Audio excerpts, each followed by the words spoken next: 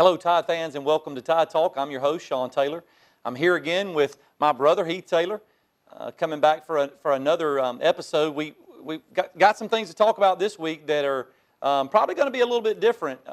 Heath, I had you a few weeks ago. We're in week 11. We're 10-0, kind of what everybody probably expected. What's your thoughts so far? I mean, give me your take on our 10-0 season, especially the last two games. Well, so far, we're pretty much the way we've been billed. I think that our offense is still doing well, even though the last couple of games has been a little bit lower score than we have earlier. A little different than what we've been seeing. I think we have been playing some different teams, which is a result of that. I think the latter teams, the last two teams we've played, to be honest, their defense is a lot better than the teams we were playing at the beginning of the year. And so, therefore, our offense isn't putting up, 50 and 55. They're putting up 25, 29, 24. Still winning. Defense is stepping up. At the right time. At the right time. They're really gelling and looking really strong. But I think the defenses that we've played in the last couple of games have been a lot better than what we played earlier in the year. So, when you win 29-0, 24-0 against an LSU number 3 and a Mississippi State number 13 or whatever they were, 16, I still say that, that's pretty impressive and it's pretty strong for your resume. Not just that you won, but you won pretty handedly. Right. So I think that bodes well for us right now. And that was kind of the expectation. Everyone talked about, has Alabama been tested? And then LSU, that was the first test. And so we blanked them and beat them 29-0. And we didn't have the same offensive numbers, offensive production that we have. I think some of that, personally, was self-inflicted. I mean, we had a couple of chances to score in the LSU game, and we shoot ourselves in the foot.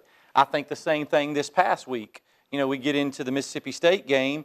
We take the first two drives, and we basically drive the ball right down their throats, running the football. Absolutely. Which we've talked about over and over again. When are we going to run the football? Because we had not done that as well. So we're running the football, and then we get on our third drive, and we shoot ourselves in the foot. But I think that was the expectation. And you're talking about two teams with top-tier defenses. Do you think that the defenses had the bigger effect, or was it that we maybe didn't execute correctly, or maybe a little bit of both? Maybe both. I think the defense definitely was better the last two than what we've seen, but I think the offense, potentially didn't quite execute as well as they could have, and I'm sure we'll talk about it a little later, but we were able to visit the university this week and talk to some of the staff, and I think they'll tell you that, we didn't execute as well as we could have on offense. We missed a lot of opportunity to put some more points on the board. But historically, Mississippi State always plays us tough. Especially in the last 5 or 6 years. Mm-hmm. So being able to, their quarterback is their leading rusher. Right.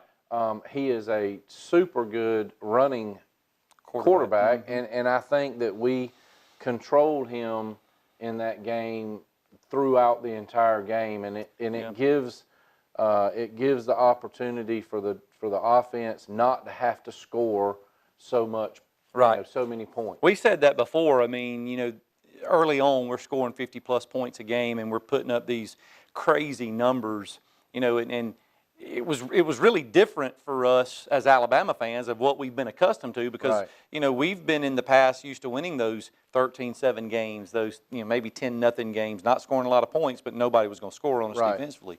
I agree with you there.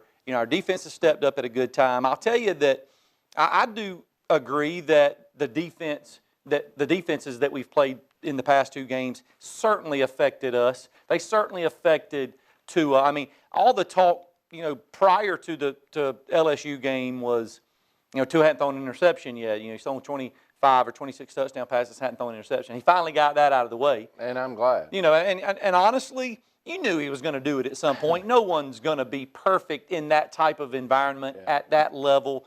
That was just added pressure. Yeah, I mean, and I don't know that he really thought about that, but I do think that the defense caused some different looks for him. And, he's been off a little bit throwing. Not sure how much his knee has affected that. I do know that and yes, we will talk about our visit, but I do know that his knee, that's his lead knee, so he's stepping into that throw and maybe left some balls high that we've not seen him do, really to this point. So he's human. It's good to see that. Yeah. It's good to see that Tua is human. Yeah. But I certainly am glad to see that the country, the naysayers, if you will, has seen us be more than just Tua and throwing the football. Right. Well, and two, our offensive linemen have just dominated the last several games. I mean, except for this past Saturday. We came out in the first against Mississippi State, and the first quarter imposed our will on them completely. Our offensive line just controlled the whole game for that first quarter. They made an adjustment, and the adjustment was good, and they adapted to something different. I don't know if we shocked them coming out running the ball the way we did. Without a doubt. They thought we were going to throw more, and I mean, but our offensive linemen came out and made a big statement against them in that first quarter. Did it last the whole time? Absolutely not. But I mean, it still was a huge statement that I think the offensive line made, and our running backs established the running game, which is what we're used to seeing, and everybody was kind of wondering where that had gone a little bit. Right. And it showed back up Saturday, and I think it just goes back to, I think we can do anything we choose to at pretty much any time if we have the right game plan. Yeah, I do agree that first part of the game, we controlled the line of scrimmage. I mean, it was very obvious. I think the stats showed that the first 2 possessions, we were hitting on, 9+ yards a click. Yeah. They made an adjustment. Yeah. And I'm going to tell you, in my personal opinion, they anticipated us trying to come out and throw the football. That's what they'd seen. That's what we'd done to everybody in the past. Yeah. So it was, they had to make, a good adjustment, which they did. Kudos to their team. Defensively, man, they did an outstanding job. I mean, But you're talking about the what? Number 6? They're the number 6 defensive team in the country. And we still were able to put 24 points on the board, and then hold them to a goose egg for the whole game. 8 quarters. So even with being the number 6 defense in the country, we were able to put up 24 points. And, Tua didn't play the whole fourth quarter. Yeah. So, and I don't think it was necessarily because he couldn't. I think it was because the game precautionary was in hand measures, and we didn't want to get him hurt. And had he played, I was talking to Mr. Davis, who's a big, avid, Auburn fan, and he said, Tua stays in the whole game, y'all score at least 2 more touchdowns. Yeah, there was some conversation about that, and that'll lead us right into the next segment when we talk about, just health. We've talked about that before. If we can stay healthy, what's the possibility? So we'll bring that back when we come back from a break. But we're gonna take a short break on behalf of Bob English and State Farm. So hold your seat, Tide fans. We'll be right back with Tide Talk.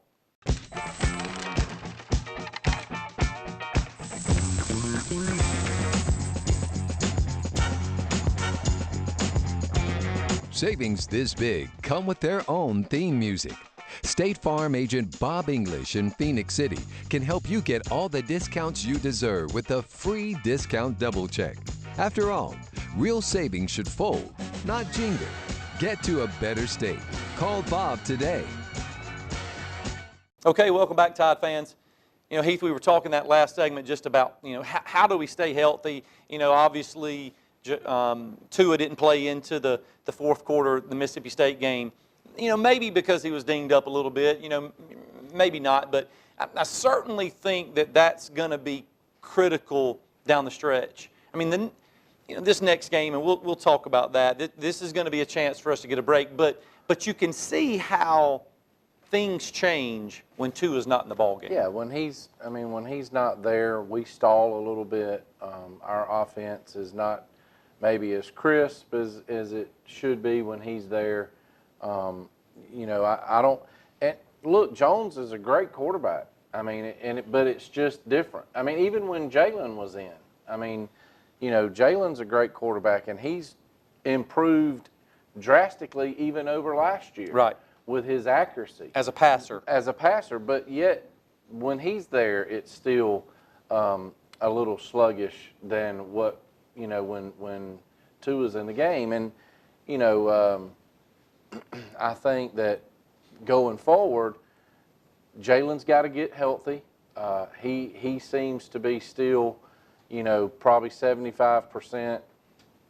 But I think he's got to get healthy for us to feel really confident moving forward that, you know, we keep hearing that Tua is 100%. He's 100%. His knee's not hurt. But when we see him on the field and he's limping and he's, you know, they're playing precaution, it just makes us a little bit leery that if he goes down, and listen, I mean, who are we to kid? If somebody has an opportunity to take him out, they're going to do it. I mean, if you looked at this past weekend, I don't know how many, you know, of you viewers watched the game as closely, but when he went out, number 3, the defensive back, the safety for Mississippi State, came on a blitz. And I don't know about you, but he went low. I mean, there's no way. And it's not dirty football, it's football. Right. I mean, it's football. I'm not saying anybody's, whether it's Citadel or Auburn or Georgia, I mean, it's football, and you're going to get hit, and you're going to take those hits. Yeah. And if he goes out, they got to tackle him. I mean, they're going to try to tackle him, and if they hurt him, we've got to feel confident that Jones or Jalen can step in there and move the offense down the field. It's funny. I was telling I was telling my girlfriend Melissa. She was like, they're going to be going after Jalen, and they're going to be going after Tua's knee, and I'm like, you know what? They really don't. They really don't do that. Coaches don't tell the players to go after and try to hurt a kid. Now, do they? You hope they do. Do they say, you know what? Tackle him, hit him, whatever. Of course, because as you said, it's football. I mean, that's what you do in football. And then we're watching the game, and that kid, he goes low. I mean, he goes low to hit him, and I'm thinking, you know what? My gosh, she might be right. They are going after his knee. But you're exactly right. With Jalen, who's been your number 2, you know, who's your number 1 last year, now he's your number 2, you got to have some thought behind, we really need to get both of those guys healthy down the stretch, because you're about to face Auburn, who's I don't want to pass up Citadel, but we all know that that's a money-making game for Citadel. It's an opportunity to get some guys some playing time that normally don't get playing time. And we hope that they go in with that proper attitude. That's right. And don't play down to their level. And you know that Saban, he does the best job in the country of having those guys ready. But it gives our guys, our ones, a chance to get a rest without taking a bye week. But then you got Auburn coming in, who's a top-ranked defense. Look, I mean, they're a top-ranked defense, and it's a rivalry game. So, you know, their offense may be stalling, but their defense is still really good. I mean, so you got, you know, then you're turning right back around and you play Georgia. So, you know, we need the guys healthy to be able to be as effective. There's no doubt about that. What do you believe? I know what you believe with respect to the kicking game. Yeah. What do you believe? What do you believe needs to happen, Heath, so that, you know, Mac Jones gets that confidence to be that backup? Well, I would love to see Mac and if Jalen is healthy, I would love to see them playing a lot against Citadel. A lot of time, a lot of, Valid reps. valid with the ones That's right. in there. That's what I call quality reps. Taking the snaps. I hope that happens. First, we got to put enough points on the board to make that happen. We got to take care of business early. But then I would love to see that. I would love to see our defense not have to stay in the game the whole time. Let our 3s and 4s get in there, 2s, 3s, and 4s on defense. Give those guys some quality time on the field. Because, look, I mean, it happens every year. Last year, right before the playoffs, we lost a DB that was a huge for us. So somebody's going to have to step up on the defense too if we have injuries. And I would love to see the Citadel game, get out ahead up front in the first quarter, and then let our guys get in there and get some time and go forward into that Auburn game with some confidence if they have to go in. People talk about strength of schedule and the people that we play and things like that. But listen, when you play two teams like LSU and Mississippi State back-to-back weeks, you're talking about two physical football games on both sides. No doubt about it.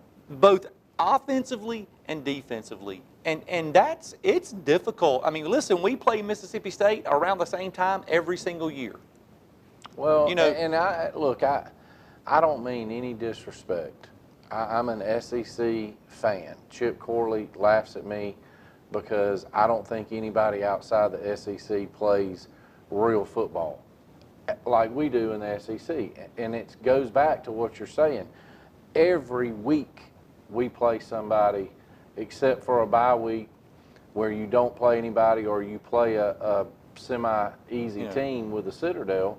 You play tough back-to-back SEC teams every week, and they beat each other up. Michigan is good. I respect the history. Notre Dame is good. I respect the history.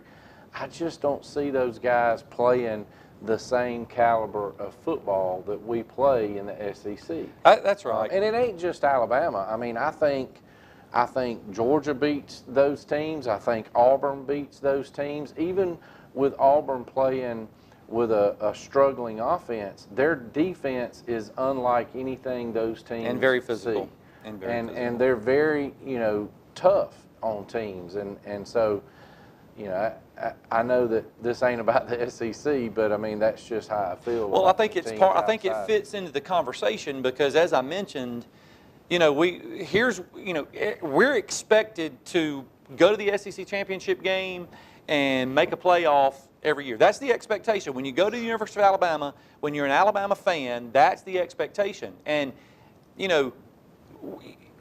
I guess I don't even remember the stat, but for the past 7, 8, 9 years, we've been 10-0.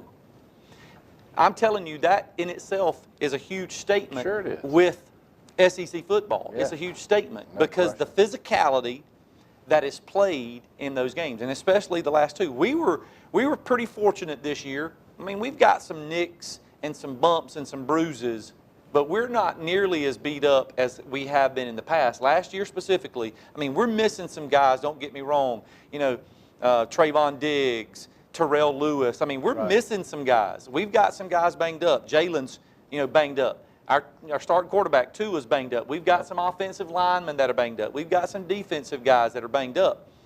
They understand what's ahead of them, and they're getting treated, and that's going to lead into what we're going to start with the next segment of what we saw yesterday. Yeah. Some comments that were made about having some of the best, medical staff and attention that those guys get. So we're going to take a short break on behalf of Bob English and State Farm. So hold your seats, Tide fans. We'll be right back here with Tide Talk.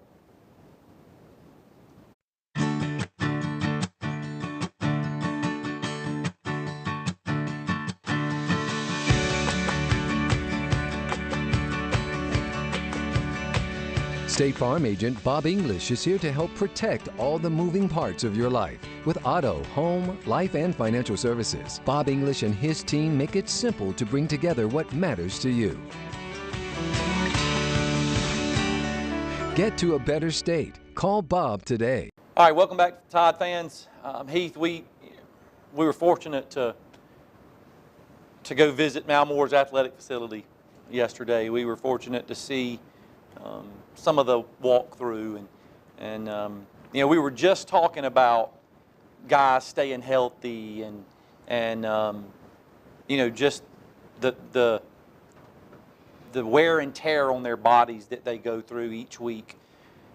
And man, you know, being able to see the things that they have access to, Yeah. the medical attention, the therapy, and the stuff that they have access to,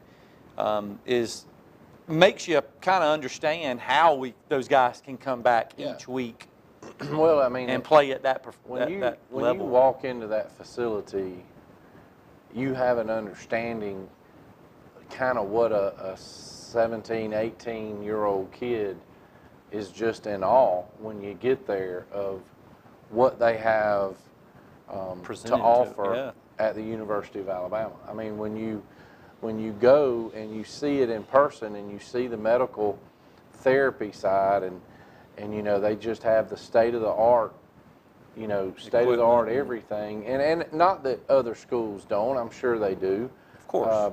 But you know, it's amazing to look at the things that those kids have at their fingertips to help them recover from injuries like what we're talking about, sprained ankles, hamstrings, you know. Just sore bodies. Smith played against Mississippi State. I mean, he had a hamstring pull before the LSU game. You're talking about Devontae, the wide receiver, Smith, yes. yeah. And he's back. He missed one game with a hamstring pull because of technology today. Yeah. When we played, a hamstring would put you potentially out for the season. Yeah, I weeks mean, for sure. And you wouldn't be 100% when you did come back.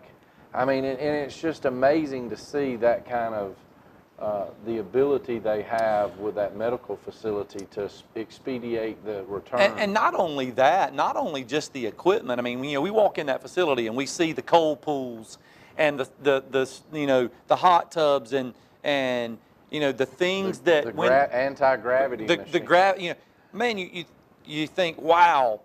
The other side to that is the attention that is in there. I mean, you've got these physical therapy assistants and these kids that are in sports medicine, and I mean, they're working on hamstrings, and they're working on stretching, and they're working on bands, and they're doing all these things. And it's not like the guys go in there and they don't see anybody looking and they do one or two things and they walk out. No, it's serious. They go in there and they're monitored and it's charted, and so it really gives you an appreciation and an understanding how these guys can week in and week out, you know, come back and play at that level with the same intensity. It just gives you an appreciation, not to mention, you know, we wonder why, and you're right, there's a lot of other schools that have similar facilities. Sure. I remember reading back in the day, Oregon, you know, has this incredible facility. Of course, that's a lot from Nike because the owner, the founder, went to Oregon. But, you know, these guys, you know, no wonder they don't want to go home. Oh, it's crazy. I mean, you know, the recreation area that they have is like, you know, is like no other. Yeah, in the athletic building, there's 3 different food courts Right. that are basically almost 24 hours a day that they can go in, and as athletes, they can get anything they want to eat, period. Yeah. I mean, whether it's healthy, not healthy, don't matter. I mean, they got access to it, and they have the great accommodations of the downtime space, Oh, yeah. the ball games, the ping pong, the basketball, the TVs, the internets. I mean, it's all the video games for the kids. Right. I mean, On it's big just- screen TVs. Yeah, it's just, I mean, it's an awesome facility for those guys to stay and hang out and have great camaraderie. Chemistry. Off the That was football where I field. was going to go. I mean, you talking about building some chemistry. I mean, you know, you go in there and hang out with those guys. It's not just go to practice and then you leave. You know, you go and hang out. But the other thing I was going to mention is, you know, we walked into that weight facility. And, of course, the other athletes get to use that too. But there's a set time that the football team goes in there. And, Right. and you know, Scott Cochran does such a great job with the strength and conditioning. Now, he has help. I mean, there are other people helping Sure. him there. And, but man, when you walk in that facility and you see, you know, the access to, I'm talking about the best equipment that money can buy. And then at the end of that, you know, little hallway is, I'm done with my workout. Let me go get a protein shake. Let me get, you know, and that's Fruit. everything that an athlete should put in their body to get bigger, stronger, faster. And you know, they always talk about, you know, they see us holding up the fours in the fourth quarter, and they say we've got the best, you know, fourth quarter program in the country, led by Scott Cochran. And you kind of see, you know, how that happens. Yeah. Well, Scott's great at keeping everybody motivated to want to be the hardest, best, fastest, toughest that their body can allow them to be, and he does a great job with that. I mean, he's one of the top paid, you know, strength and fitness coaches in the country, and it's for a reason. I mean, we seem to, in the fourth quarter, we seem to excel and kind of impose our will a little bit on these other teams because of what he's doing. And you talk about, you know, I made the comment about, you made the comment about him motivating them. Talk about motivation. I mean, when you walk in everywhere you go in that facility, you see either a quote like outwork yesterday or match my intensity. Yep. You know, you see these all over the wall, or you see former first team All-Americans and pictures of them, and you see championship trophies. I mean, it's everywhere. Yeah, you can't walk in there and not get motivated. Yeah, but I think that's part of Saban's subliminal message, because everywhere you go, You laugh, but I don't disagree. you see that in your head. It don't matter where you are in the facility, you're reading it, and you're reading it, and you're reading comments, and you're reading things like that, those little one-liners about getting better and the process. And I don't think that's By mistake. coincidence. You're right. I don't think it's coincidence that you see everything when you walk through that facility, and it is the way it is. I think he does that so that it's embedded in their brain, and subliminally they know that, and they think that all the time. Yeah. I mean, I don't disagree. I mean, I'm walking in there yesterday and I'm ready to put on the pads. I mean, you know, not that that's going to happen, but it just gets you excited. You know, so as an 18-year-old, I can only imagine, you know, you're chomping at the bit to get out there because of everything that you see and that you're surrounded with. But man, no doubt, great. Scouts there. Oh yeah. NFL was there yesterday. I mean, there were at least 4 teams that I saw that had scouts there, and you know, it really wasn't even a full practice. Yeah. So yeah, of course, you know, there are the things that we have to work on. I've said it the first time I came on this program, and I'll say it again. I don't understand, and I guess one thing I will say is I was happy to know that when we were talking to some of the staff, they're displeased with it. That's right. Coach Saban is displeased with it as much as I am. But the kicking game is atrocious for our caliber of football. Everybody asks at our university. the same I mean, question. it's crazy. It's absolutely crazy. Kicking the ball out of bounds on a kickoff should rarely happen at that caliber, that level of play. You're right. And we are consistently kicking the ball out of bounds, and which puts the offense of your opposing team at great field position, Sure. which hurts the defense. So I'm a little still perplexed about that. I would, but they say we have the #1 kicker in the country signed to come in next year. So I would love to see us get better in the kicking game. I wished I had an answer. You know, I wished anybody had an answer, but I don't know that there is a valid answer to why the #1 team in the country looks so badly at the kicking game. And we're not talking about just kickoffs. We're talking about point after attempts, extra points, and punting. Yeah, I mean, now this past week we did a pretty good job punting. I had to give him credit. But usually we struggle in that facet of the special teams play. And Yeah. so maybe that'll be answered soon. I don't know. I wished I had that answer, but I know that you. And I understand if we score enough points, don't get down to the kicking game, and I get that, and potentially that's what we're doing. I really think, after talking to some of the staff, our kicking game has truly changed how we're calling the offensive plays. Of course it does. We're in their territory past the 50-yard line. We're potentially in 4-down territory because we can't kick a field goal. Right.